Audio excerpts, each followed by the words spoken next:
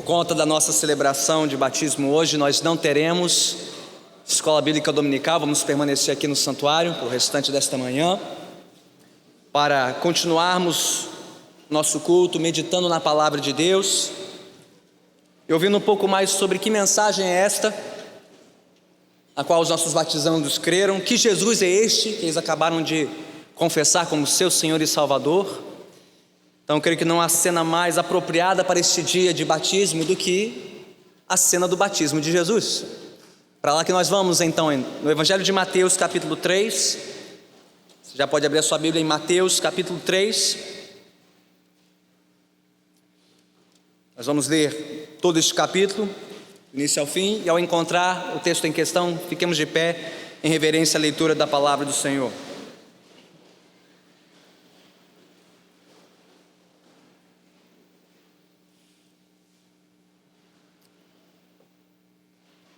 Diz assim a palavra de Deus, conforme registrado no Evangelho de Mateus capítulo 3, a partir do versículo 1. Naqueles dias surgiu João Batista, pregando no deserto da Judéia. Ele dizia: arrependam-se, pois o reino dos céus está próximo.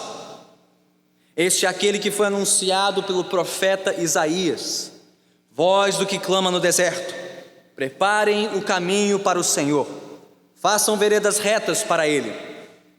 As roupas de João eram feitas de pelos de camelo, e ele usava um cinto de couro na cintura. O seu alimento era gafanhotos e mel silvestre. A ele vinha gente de Jerusalém, de toda a Judéia e de toda a região ao redor do Jordão. Confessando os seus pecados, eram batizados por ele no rio Jordão. Quando viu que muitos fariseus e saduceus vinham para onde ele estava batizando, disse-lhes: raça de víboras, quem lhes deu a ideia de fugir da ira que se aproxima? Deem fruto que mostre o arrependimento. Não pensem que vocês podem dizer a si mesmos: Abraão é nosso pai. Pois eu lhes digo que destas pedras Deus pode fazer surgir filhos a Abraão. O machado já está posto à raiz das árvores, e toda árvore que não der bom fruto será cortada e lançada ao fogo. Eu os batizo com água para arrependimento, mas depois de mim vem alguém mais poderoso do que eu, tanto que não sou digno nem de levar as suas sandálias. Ele os batizará com o Espírito Santo e com fogo. Ele traz a pá em sua mão e limpará a sua eira, juntando o seu trigo no celeiro, mas queimará a palha com fogo que nunca se apaga. Então Jesus veio da Galiléia ao Jordão para ser batizado por João. João, porém, tentou impedi-lo, dizendo: eu preciso ser batizado por ti, e tu vens a mim? Respondeu Jesus: deixe assim por enquanto. Convém que assim façamos, para cumprir toda a justiça. E João concordou. Assim que Jesus foi batizado, saiu da água. Naquele momento o céu se abriu, e ele viu o Espírito de Deus descendo como pomba e pousando sobre ele. Então uma voz dos céus disse: este é o meu Filho amado, em quem me agrado. Louvado seja Deus pela sua palavra. Oremos mais uma vez. Soberano Senhor, que a tua palavra,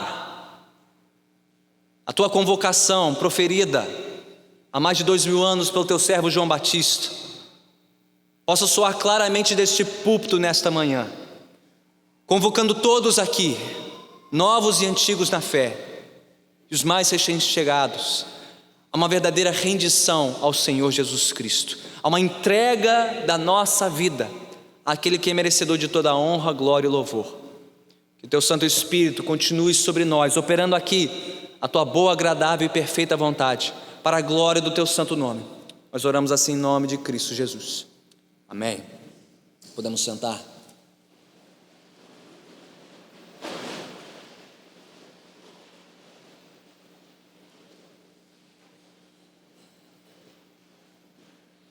Quando estudamos os grandes movimentos da história, nós sempre descobrimos que por trás de cada movimento havia pelo menos um grande líder, ou não alguns líderes, que foram responsáveis pelo nascimento destes movimentos.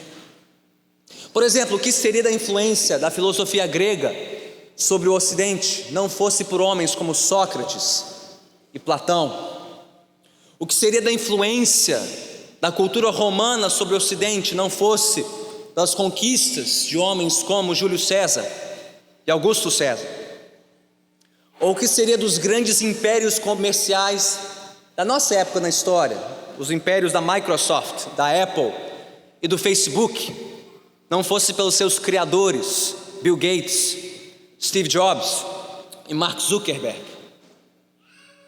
Mas quando trata-se do cristianismo, a religião predominante do mundo, com mais de 2 milhões de adeptos por todo o globo terrestre, existe uma tendência estranha em nossa cultura de dissociar a religião cristã da sua figura central, do seu fundador, que é Jesus Cristo. Eu não sei se você já parou para reparar isso, que sempre próximo da época do Natal e de novo da Páscoa, ficamos sabendo de mais uma matéria de capa, mais um documentário, mais um estudo que sugere que a figura histórica de Jesus Cristo é muito diferente daquele Jesus que é anunciado pelo cristianismo, como sendo o Filho de Deus encarnado, crucificado e ressurreto. Ou seja, nas entrelinhas dessas histórias, desses documentários, dessas matérias, existe a sugestão de que o cristianismo aumentou quando não inventou o que se sabe sobre Jesus. Por exemplo, seu nascimento de uma virgem, seus milagres e, acima de tudo, a sua ressurreição dentre os mortos, tido como fábulas, como fruto da imaginação religiosa dos apóstolos, dos primeiros pregadores do Evangelho. Mas enfim, quem de fato foi Jesus Cristo? Quem foi este homem sobre quem tanto se fala há 2000 anos? Aliás, quem foi este homem que divide a história, literalmente divide a nossa contagem da história entre antes e depois do seu nascimento, e que ainda divide tantas opiniões entre as pessoas que ouvem falar a seu respeito em nosso tempo?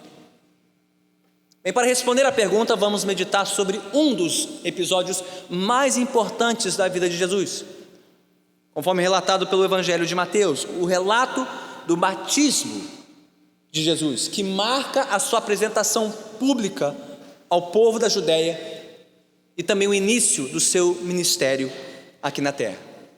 E a lição principal que este relato nos ensina é esta: Jesus Cristo é o Rei. Jesus Cristo é o Rei que identificou-se conosco. Jesus Cristo é o Rei que veio se identificar conosco, com os nossos pecados, a fim de nos trazer salvação.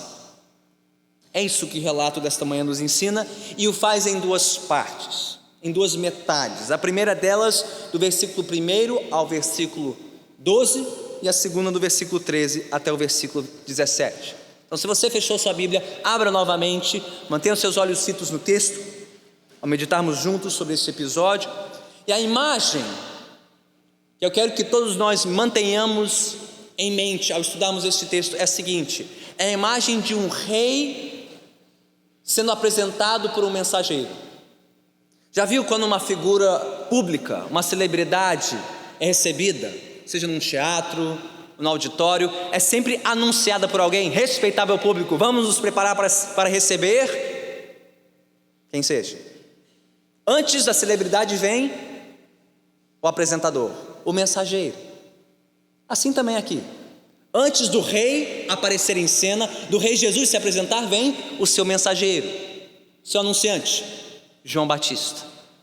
Então vamos olhar primeiro para a figura do mensageiro, João Batista, versículos 1 a 12, e então a figura do rei, o Senhor Jesus, dos versículos 13 a 17. E o que encontramos aqui nessa primeira metade do capítulo 3? Temos aqui a apresentação deste mensageiro.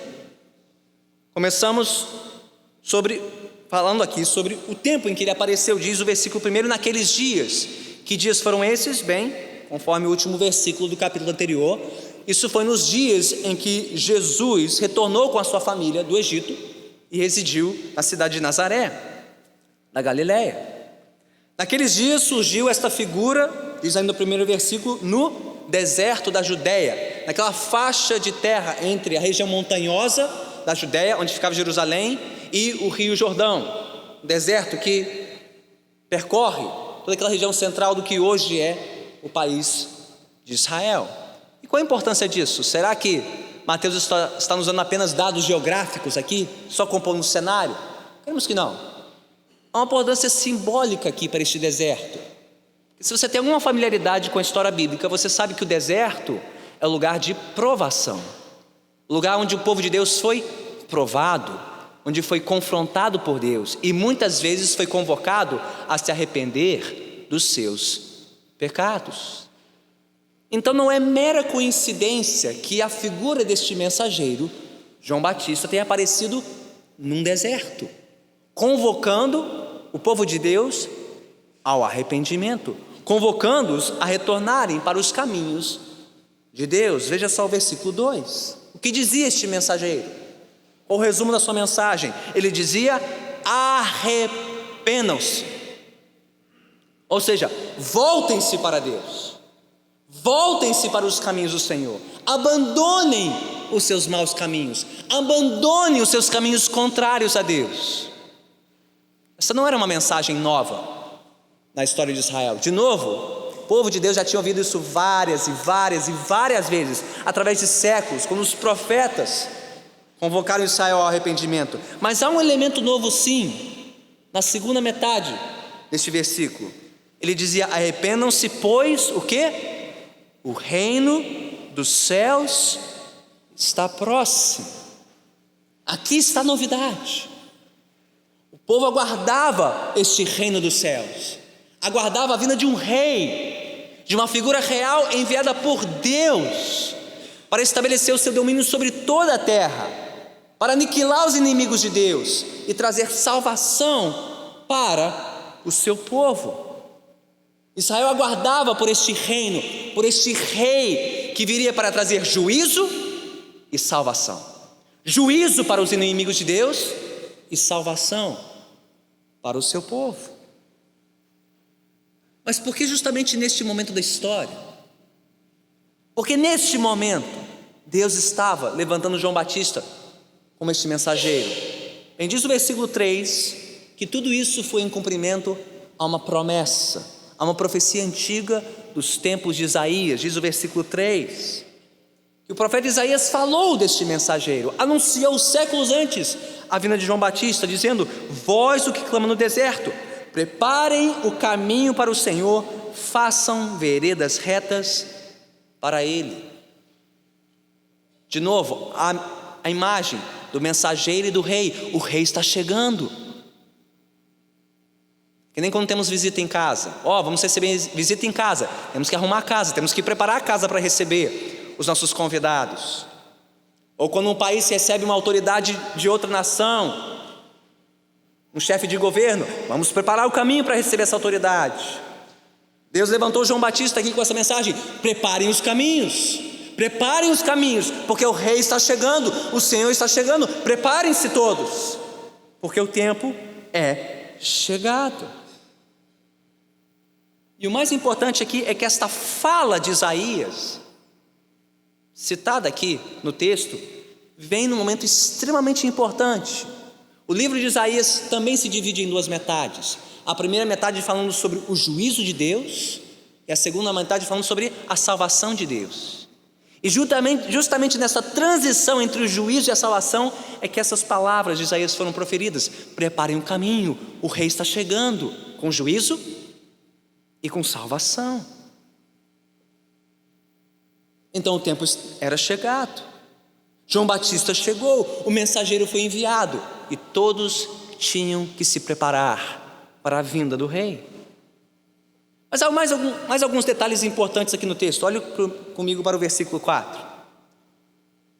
O autor, o evangelista Mateus, dá uma atenção especial ao guarda-roupa de João Batista. Já parou para pensar nisso?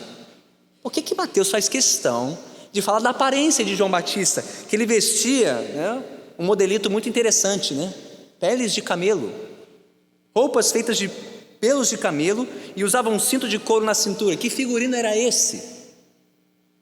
E um homem que comia gafanhoto e mel se veste. Que história é essa? Se você voltar no tempo e lembrar das figuras dos profetas de Israel, como o profeta Elias, você se lembrará que Elias também se vestiu assim, como um homem simples, com uma mensagem simples, um homem pregando arrependimento, um retorno aos caminhos de Deus, a uma vida simples e rendida ao Senhor, trajado de maneira simples. Assim também João Batista, não só a mensagem dele, mas até a aparência dele o caracterizava como alguém diferente, um mensageiro especial, vindo da parte de Deus. Então vemos aqui um casamento exato entre a mensagem de João Batista e a sua aparência, a sua apresentação. Até porque ficaria muito estranho, né? Um sujeito aparecendo no deserto, vestido de Versace ou Gucci, comendo caviar e andando para lá e para cá de jatinho, dizendo arrependa-se. Não caberia, né? E tem alguma coisa errada com essa história, né? Homem coberto de ouro, joias, cheio de pompa e circunstâncias, dizendo arrependam-se, pois o reino dos céus está próximo. Mas não. Um homem simples, um profeta, um mensageiro no deserto, dizendo preparem-se, preparem-se, porque o rei está chegando. E qual foi o resultado disso? Veja só os versículos 5 e 6. Que ele vinha gente de Jerusalém, de toda a Judéia, de toda a região ao redor do Jordão, e confessando seus pecados, eram batizados por ele no Rio Jordão. Num sinal da sua rendição, num sinal da sua entrega, da sua aceitação da mensagem de João, aquelas pessoas que o viram e creram nele, se arrependeram, e num sinal do seu arrependimento foram lavadas, foram batizadas no rio, um sinal da sua preparação para a chegada do rei. Que lições nós temos aqui no início deste relato? Bem importante frisar que João Batista foi uma figura única na história, com uma missão única. Só ele pregou e ministrou naquele tempo, logo antes da vinda de Jesus. Portanto, a sua missão foi única, estratégica nos propósitos de Deus. Mas eu creio que há muito que este personagem tem a nos ensinar. Afinal de contas, pense comigo, quem são os pregadores que as multidões hoje buscam e querem ouvir nas igrejas deste país? Quando você entra numa igreja evangélica hoje, o que costuma-se ouvir dos púlpitos evangélicos dessa nação? E o que costumamos ver por trás dos púlpitos nas igrejas deste país? Homens simples? Homens que demonstram simplicidade, renúncia e arrependimento? Como João Batista? Homens cobertos de ouro, regados em dinheiro, cheios de pompa e circunstância? O que esses homens estão pregando nesses púlpitos? Estão pregando arrependimento de pecado? Preparação para a vinda do Senhor? Ou estão pregando outro evangelho? Evangelho da prosperidade. Pare de sofrer, seja feliz, crê em Jesus e todos os seus sonhos serão realizados. Não é este o tipo de evangelho que ouvimos? Pergunta, é este tipo de evangelho que encontramos nas Escrituras? O que deveríamos esperar e que deveríamos procurar são homens cuja mensagem e cuja vida apontam para uma única coisa. Homens simples com uma mensagem simples: arrependam-se, pois o reino está próximo. O que se vê hoje é uma aberração. Homens ambiciosos, homens gananciosos, homens abastados, cujas vidas e cuja mensagem são uma afronta ao evangelho da graça de Deus. Mas será que nós temos orado por homens diferentes? Por pregadores diferentes? Por mensageiros diferentes daqueles que nós temos visto perfilando as igrejas neste país? Temos orado para que Deus levante uma nova geração de mensageiros como João Batista, que corajosamente convocarão as pessoas a se arrependerem dos seus maus caminhos, a se arrependerem de uma vida longe de Deus, sem Deus, contrária à vontade de Deus. que abandonarão seus pecados, seu mundanismo, sua vaidade, sua pretensão, sua ambição, para viverem vidas simples, humildes, rendidas aos pés do Senhor. Parênteses, o que não quer dizer que você precisa comer só mel e gafanhoto e se vestir de pelo de camelo. Não é exatamente isso. Mas onde estão os pregadores? Chamando o povo de volta aos caminhos de Deus, ao arrependimento de pecados, a uma vida rendida aos pés do Rei Jesus. Mas o texto aprofunda mais um pouco a mensagem de João Batista. Olha comigo para os versículos 7 a 12. E de repente no versículo 7 parece que o relato faz um zoom, close, fecha aqui o ângulo da câmera em uma parcela da audiência de João Batista, e fala aqui de dois grupos, os fariseus e os saduceus, versículo 7, que vieram ouvir e assistir à pregação de João. E quem eram esses homens? Ora, esses eram a nata, a elite da sociedade, os homens tidos como os heróis da religião de Israel. Se tinha alguém preparado, merecedor da salvação de Deus, eram os fariseus e os saduceus, homens que estavam acima, uma categoria própria, acima da multidão. Se alguém chegaria primeiro no céu, se alguém merecia a salvação, eram esses homens, os donos da verdade, os donos do direito e da lei. Eles vieram prestigiar João Batista, e você pode imaginar a cena, né? João Batista aqui pregando para a nata da sociedade de Israel, os homens mais conceituados. E o que João Batista tinha a dizer para esses homens? Em vez de rasgados elogios, um tapa na cara. Raça de víboras. Ele não só os chamou de víboras, que já seria ruim, ele os chamou de raça de víboras, cria de víboras, o que era pior. Se você queria ofender alguém no mundo antigo, pior do que chamar de víbora, era chamar de cria de víbora, raça de víbora, porque cria-se na época que os filhotes de víboras comiam seus pais para sobreviver. O que havia de pior do que víbora é ser chamado de filhote, cria de víbora. E foi disso que João Batista o chamou, raça de víboras. E mais, quem lhes deu a ideia de fugir da ira que se aproxima? E se João Batista queria ibope, estava acabando com o seu ibope ali mesmo, ofendendo os ouvintes de maior prestígio na sua audiência. Que ironia, não? Um homem simples, de modo simples e de mensagem radical, confrontando os homens mais sofisticados e de maior prestígio na sociedade da época. E ele não parou aí.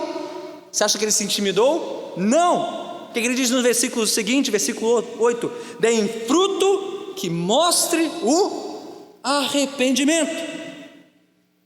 De novo, o choque.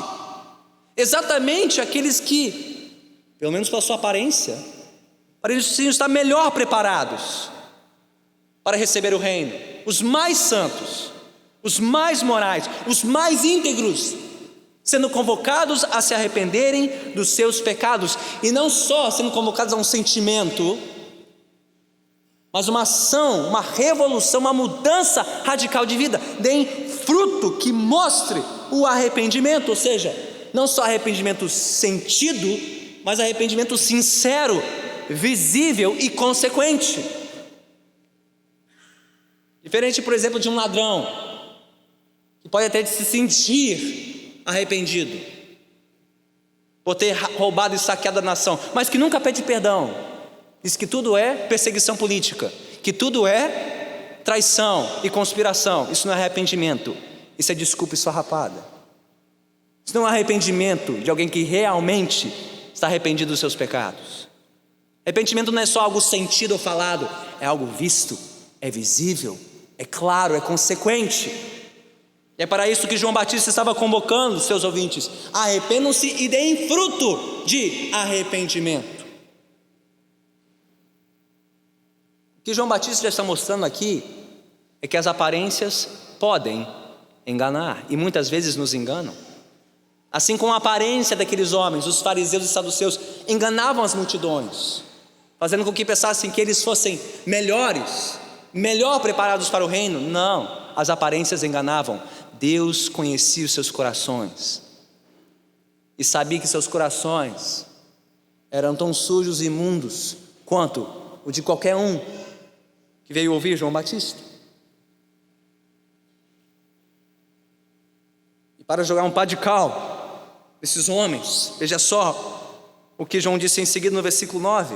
Talvez eles pensassem para si mesmos: esse homem está louco, ele não sabe quem nós somos, não conhece a nossa linhagem, a nossa ascendência, a nossa escola, a nossa educação. Nós somos filhos de Abraão.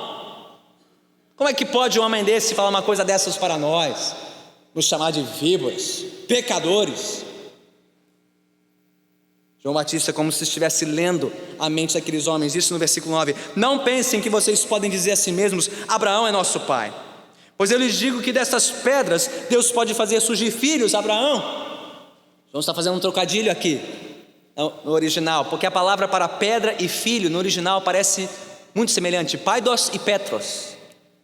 João está fazendo uma graça com eles. Vocês acham que são filhos de Abraão? Pois essas pedras, paidos, Deus pode fazer filhos. Petros, paidos, pedras e filhos. Deus não se impressiona com nome e sobrenome, não se impressiona com as credenciais deste mundo, assim como não se impressionou com os fariseus e saduceus. E mais, acrescentando urgência à honestidade da mensagem, o que João disse no versículo 10?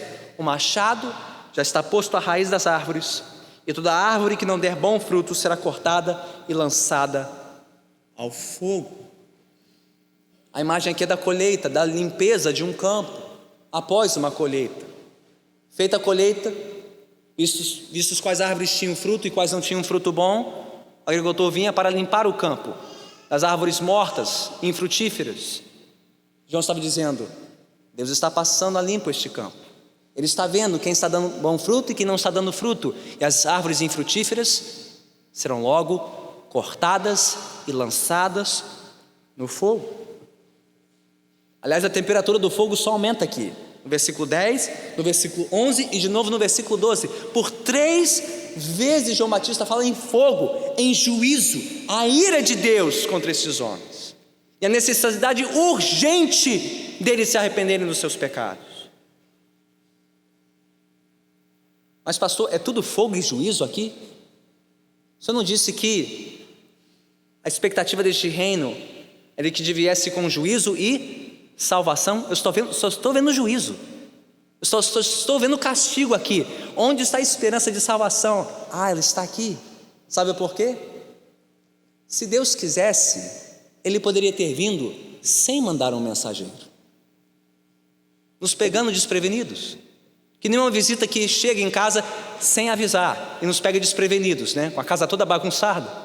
Se Deus quisesse, Ele teria todo o direito de aparecer em cena sem mandar mensageiro, sem mandar alguém para nos preparar, nos pegando desavisados e consequentemente julgando a todos nós. Mas Deus é tão misericordioso, tão bondoso e tão amoroso, que mandou um mensageiro adiante dele, João Batista, justamente para que nos preparássemos e nos arrependêssemos.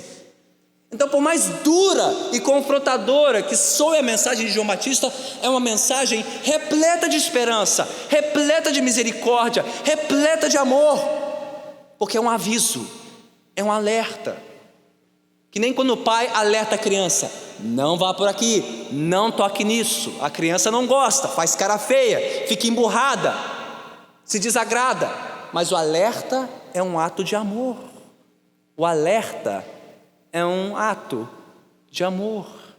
O alerta de Deus por meio de João Batista foi um ato de amor.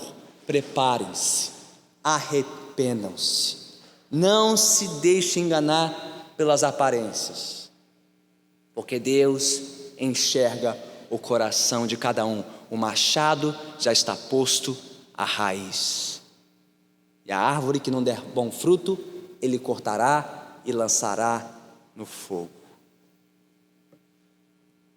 De novo, irmãos e irmãs, É esta mensagem que tem sido pregada nos púlpitos desta nação? É esta mensagem honesta, confrontadora, transparente, urgente e cheia de esperança que temos ouvido dos púlpitos neste país? E é esta mensagem que estamos transmitindo aos nossos familiares, aos nossos amigos, aos nossos conhecidos, a quem precisamos alertar, como um ato de amor, às vezes nos sentindo como os estraga-prazeres, aqueles que querem dar fim à festa de todo mundo. Muito pelo contrário, o nosso alerta é um ato de amor. A nossa honestidade e a nossa transparência são atos de amor para um mundo que está em rota de colisão com o juízo de Deus. Se Deus ainda não veio, se o juízo ainda não chegou, e se Ele está levantando homens e mulheres como eu e você para anunciar o Evangelho, isso é um ato de amor e de esperança, por mais que o mundo não interprete assim. Ao falarmos sobre o Evangelho, ao falarmos sobre as boas novas de salvação, ao falarmos sobre Jesus, estamos sendo claros quanto à exigência de Deus. E qual é a exigência de Deus? O que Deus espera de nós, pastor? Quer seja você uma pessoa considerada religiosa ou não, crente ou descrente, a exigência está aqui. Há uma única exigência: arrependam-se. Mudem de direção, mudem de vida, voltem-se para os caminhos de Deus,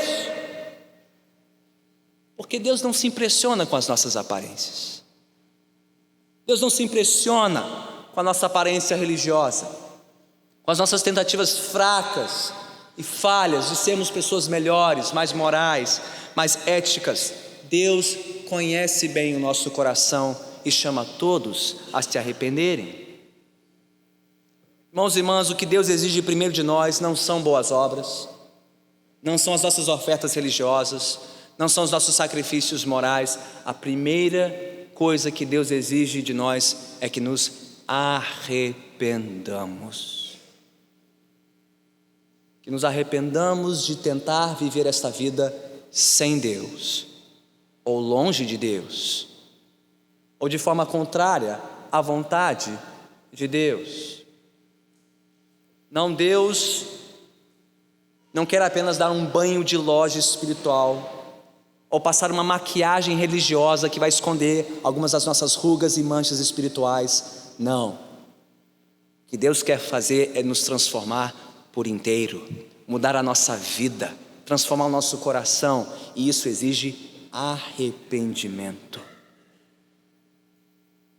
Uma genuína conversão, uma mudança de rumo. Estávamos vivendo neste mundo como se nós fôssemos reis e rainhas da nossa vida. E então um dia ouvimos que existe um outro rei, um rei acima de nós, soberano sobre nós, a quem todos nós prestaremos contas.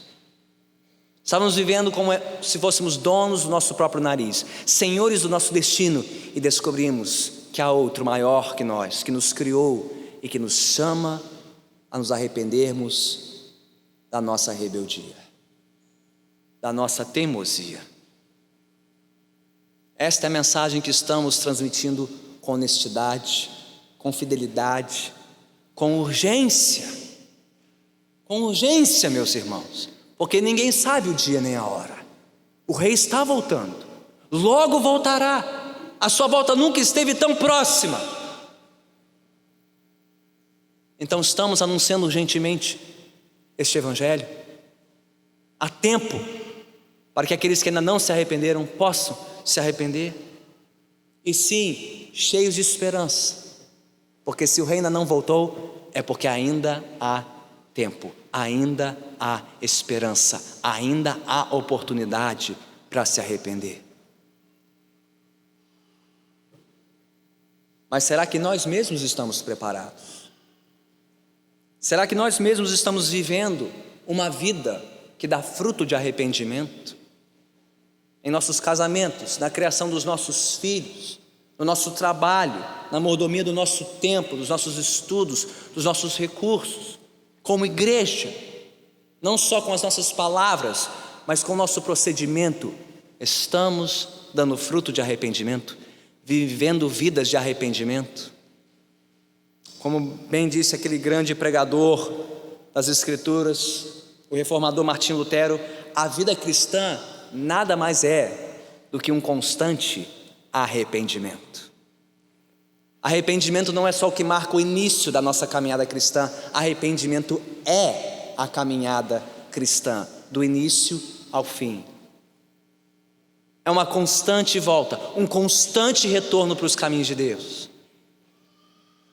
Como o alinhamento de um carro que insiste em desalinhar e tem que ser realinhado de tempos em tempos, assim é a rodagem de um cristão. Ele está sempre tendo que ser alinhado pela palavra, sempre voltando, sempre se arrependendo e voltando para o centro da vontade de Deus.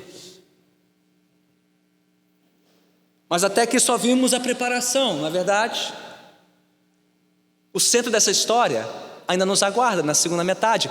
O mais importante ainda não foi visto. Na segunda metade deste texto, versículos 13 a 17, finalmente o personagem principal entra em cena.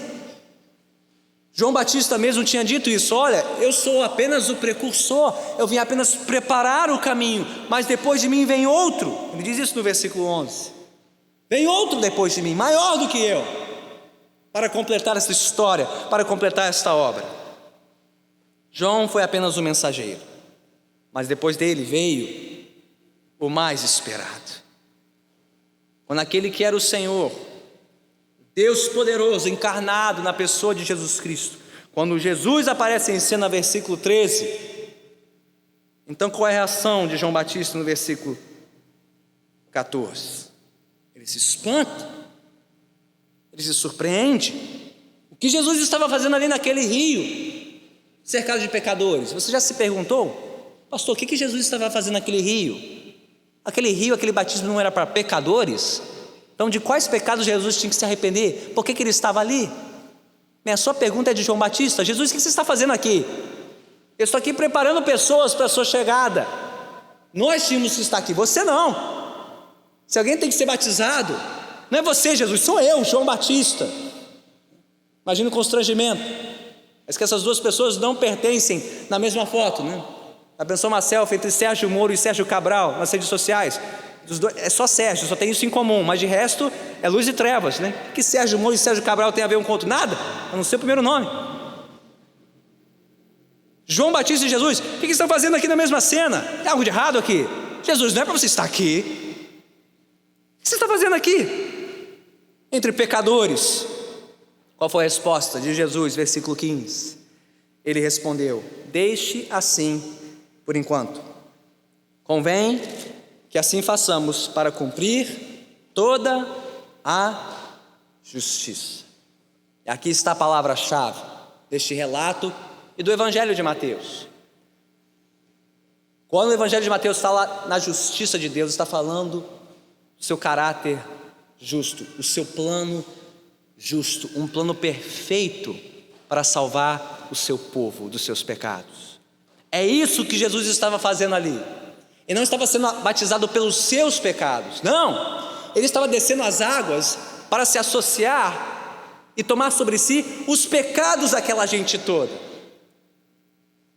É isso que ele estava dizendo de forma dramática já no seu batismo, antes mesmo de ir para a cruz, onde ele definitivamente tomaria sobre si o castigo, a culpa e a condenação dos nossos pecados. Tudo isso já estava anunciado aqui no seu batismo. Ele veio para cumprir um plano justo de salvação. Ele veio se associar com pecadores, para tomar o lugar de pecadores, para sofrer e morrer no lugar de pecadores e lhes trazer salvação. Mas como podemos saber que Jesus é qualificado para tanto? O resto desse texto nos diz, versículos 16 e 17, e com isso terminamos. Diz o texto que assim que Jesus foi batizado, ele saiu da água, e naquele momento o céu se abriu, e ele viu o Espírito de Deus descendo como pomba e pousando sobre ele. Então uma voz dos céus disse: este é o meu filho amado, em quem me agrado. O maior selo de autenticação de Jesus não foi o pregador João Batista. Foi aquele que veio dos céus e pousou sobre Jesus quando? Do seu batismo, o Espírito Santo, assinalando Jesus como o Messias, o ungido, aquele especialmente capacitado por Deus para cumprir esta missão de salvação. E para não deixar dúvida alguma, não apenas o Espírito Santo desceu sobre Jesus, mas quem falou em seguida, versículo 17, compondo o retrato completo: o Filho aqui na terra, o Espírito pousando sobre ele, e dos céus o Pai, Filho e Espírito, unidos nesta obra, neste propósito de salvação. O Pai disse: este é o meu Filho amado, em quem me agrado. As palavras que Deus Pai usou para falar do seu Filho aqui na terra não foram palavras aleatórias. Foram palavras tiradas também de porções anteriores das Escrituras. Quando Deus falou sobre um rei vindouro, Salmo 2, versículo 7, que seria como um filho enviado e preparado por Deus. Jesus é este filho, é este rei autenticado pelo Senhor, de quem ele se agrada. Temos que vem do profeta Isaías, capítulo 42, versículo 1, um servo de quem Deus se agradaria para cumprir esta missão de salvação. O que Deus está fazendo aqui por meio do seu Espírito e por meio da sua proclamação? Ele está dizendo: este Jesus é Ele é o Rei, Ele é o Senhor, Ele é o servo que veio assumir o nosso lugar, resolver o problema dos nossos pecados, da nossa rebeldia contra Deus. É nele que podemos encontrar o agrado de Deus, a salvação do Senhor. É nele e somente nele. Creia nisso, não porque João Batista disse, ou porque este pastor está dizendo, creia porque o próprio Deus disse isso, e para tanto rasgou os céus, abriu os céus, e do seu megafone celestial disse: este é Ele, olhe para Ele, Ele é o Filho, é nele que eu me agrado, e é somente crendo nele que eu posso me agradar de vocês.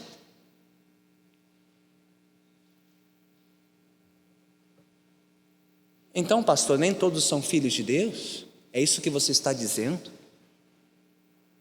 Bem, é verdade que somos todos filhos de Deus por criação, todos feitos à imagem e semelhança de Deus. O problema é que somos todos filhos rebeldes de Deus, e que por termos nos rebelado contra o nosso Pai, somos merecedores do pior e eterno castigo de Deus.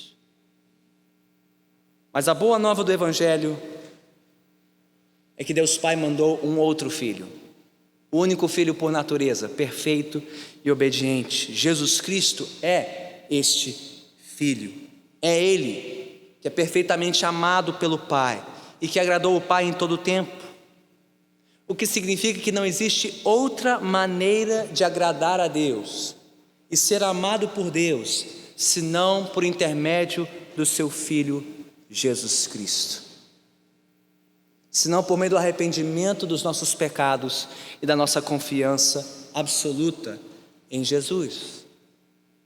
Então, se você entrou aqui por essas portas, tentando viver uma vida digna do amor de Deus, tentando merecer o agrado de Deus, pelo seu próprio mérito, pela sua moralidade,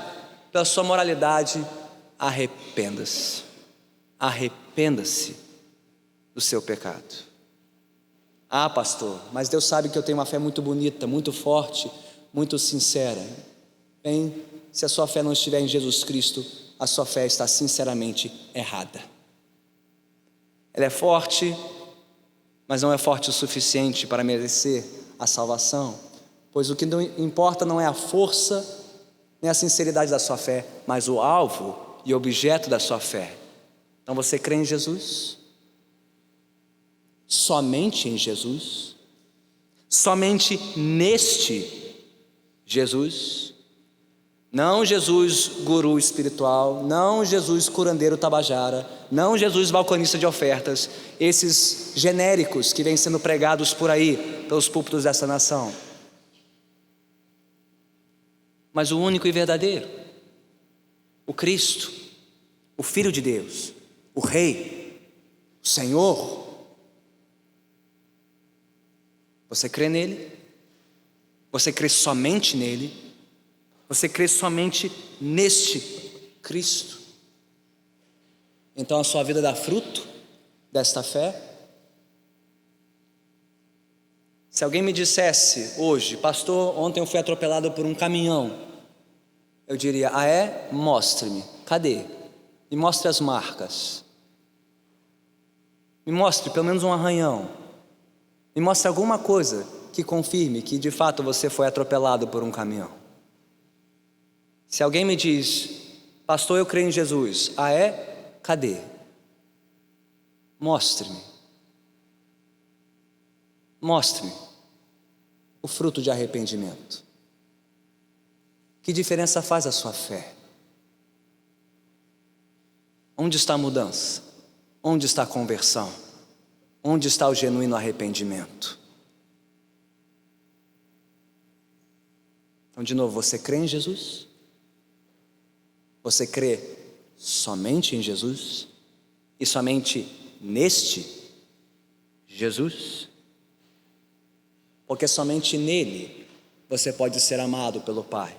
Somente nele você encontrará o agrado do Pai. Somente neste Jesus, Rei e Senhor.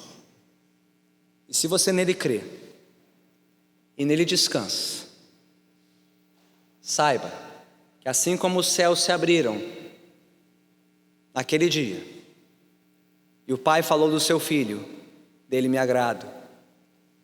Se você também se rende, se você também crê, e entrega a sua vida de coração a Ele, hoje os céus estão abertos. Hoje o Pai está convidando os seus filhos: venham meus filhos, vocês também são amados. De vocês eu me agrado também, não por causa de vocês, mas por causa do meu Filho, Jesus Cristo, o Rei, a quem seja glória para todo sempre. Vamos orar.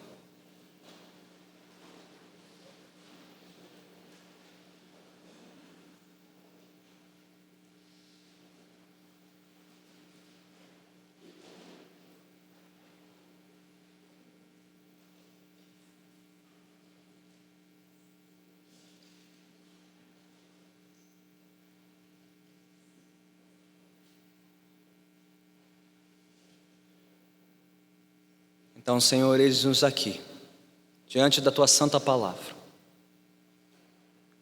para entregar a nossa vida ao Senhor com arrependimento e fé. Senhor, que nós não sejamos iludidos nem enganados pelas nossas aparências, pelas nossas tentativas de vivermos vidas perfeitamente santas e obedientes ao Senhor, mas que encontremos a nossa única esperança em Cristo Jesus, o único de quem o Senhor pôde falar de eternidade em eternidade, sempre: este é o meu Filho amado, em quem me agrado. Ó Senhor bendito, atrai-nos de novo para Ti mesmo por meio do Teu Filho. Que o Teu Santo Espírito repouse sobre aqueles a quem o Senhor está convidando e convocando para renderem as suas vidas ao Senhor, quem sabe pela primeira vez nesta manhã. E mesmo nós que já ouvimos esta mensagem e nela cremos um dia, que sejamos movidos pela Tua palavra a uma vida de constante arrependimento, de constante renovo e retorno para o Senhor, de constante alinhamento aos Teus santos propósitos. Que o Teu santo temor caia sobre nós, para que vivamos, Senhor, vidas que dão fruto de arrependimento, que evidenciam a sua fé em Jesus por meio de uma vida transformada e consagrada a Ti, pelo Teu poder, pela Tua graça e para a Tua glória. E capacita-nos, Senhor, para levarmos adiante esta mensagem para outros que estão vivendo esta vida longe do Senhor e sem Ti neste mundo. Dá-nos graça para sermos honestos, para sermos urgentes e esperançosos na nossa proclamação do Evangelho. Para que, como vimos e ouvimos nesta manhã, que possamos ver a Tua palavra alcançando mais e mais vidas, colegas de trabalho, parentes, familiares, amigos, vida por vida, alcançados e transformados pelo Teu poder, para o louvor da Tua glória. Oramos assim em nome de Cristo Jesus.